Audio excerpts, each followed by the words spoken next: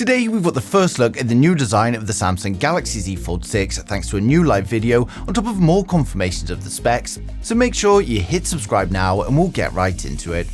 So first up, we've got news that while the battery capacity is going to remain the same as last year, Samsung will be improving the battery life by using AI to analyze the usage patterns and optimize background tasks, which will overall extend the battery life, and apparently this is going to improve it by 5 to 10%.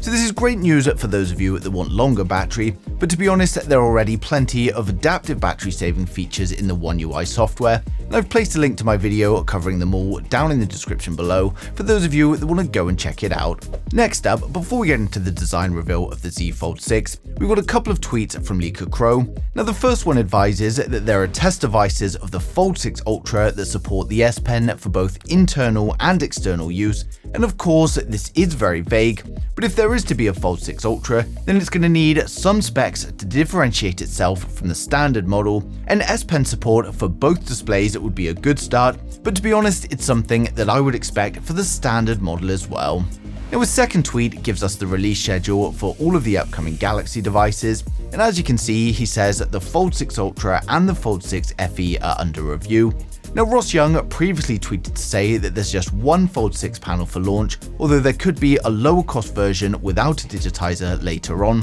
So this means that there's going to be no Fold 6 Ultra or no cheaper Fold 6 at the launch event at least, and when it comes to display leaks, Ross Young has proved himself time and time again, so we'd be pretty certain that this is correct.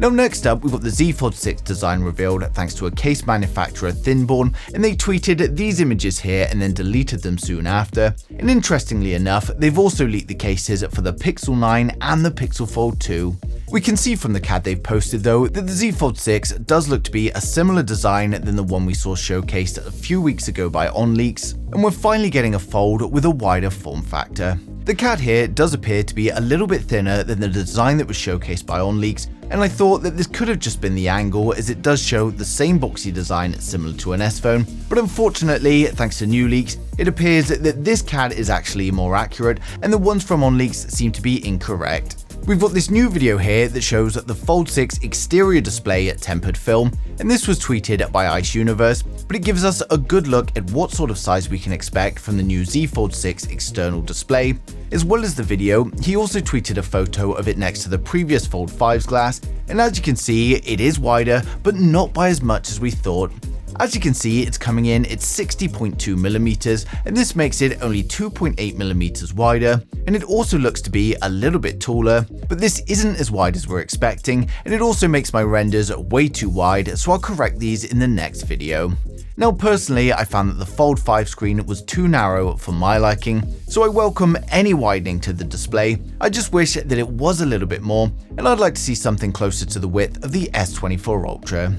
Now some of you may be disappointed that Samsung do seem to be playing it very safe when it comes to the design and the hardware, but of course there's still going to be plenty of other upgrades from last year's model, so for those excited we're going to run through the full specs, design and the expected pricing to help you guys decide if it is worth the wait, so make sure you hit subscribe and we'll get right into it. So with the Samsung Galaxy Z Fold 6, we get a 7.6-inch foldable 120Hz dynamic AMOLED display. While it's the same size as its predecessor, we're expecting improvements in brightness, color accuracy, as well as durability. It's coming with a resolution of 1812 by 2176, and it's going to be protected by Samsung's newest ultra-thin glass.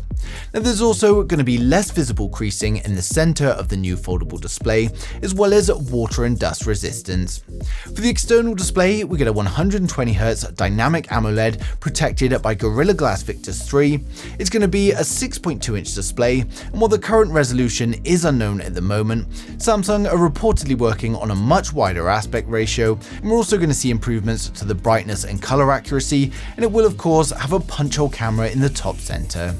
Now the selfie cameras are going to be a 10MP wide-angle camera on the cover display, followed by a 4MP under-display camera on the internal display. Then over on the rear, it's a 50MP primary camera, a 12MP ultra-wide, and then a 10MP telephoto with 3x optical zoom. Now it's actually the same camera system used in the predecessor, but hopefully we will still see some improvements thanks to the software. It's going to be powered up by the Snapdragon 8 Gen 3 globally, and we get 12GB of RAM with up to 1TB of storage, and this will of course be UFS 4.1. It's coming with a 4400 mAh battery, and while fast charging is still currently unknown, we're hoping for improvements to both wired as well as wireless charging. In terms of connectivity, we get advanced 5G, Bluetooth 5.3 and Wi-Fi 7, and then we also get ultra-wideband support, and it's coming with One UI 6 based on Android 14, and it's expected to launch from $1,850 in August 2024. So overall, the Z Fold 6 is looking like another minor upgrade to the Fold series. Again, they're focusing on software and user experience rather than completely redesigning the phone. Now personally, I'm starting to feel like Samsung are playing it a bit too safe now, and the Fold is supposed to be a premium device leading the way in terms of innovation, yet plenty of its specs just don't match that. Now of course, the new form factor is going to be a refreshing change, and it's going to be interesting to see how consumers react to it, but personally I would have liked to see just a little bit more width in the display. Now given its similarities from the predecessor, I can't imagine anyone with a 5 are going to be rushing for an upgrade, but if you've got an older Fold or looking to get your first Fold, then it could be a great choice. Now with launch fast approaching, the leaks are going to come flooding in, and I'm going to be sharing them as soon as they do, so make sure you subscribe so you don't miss a thing in the future.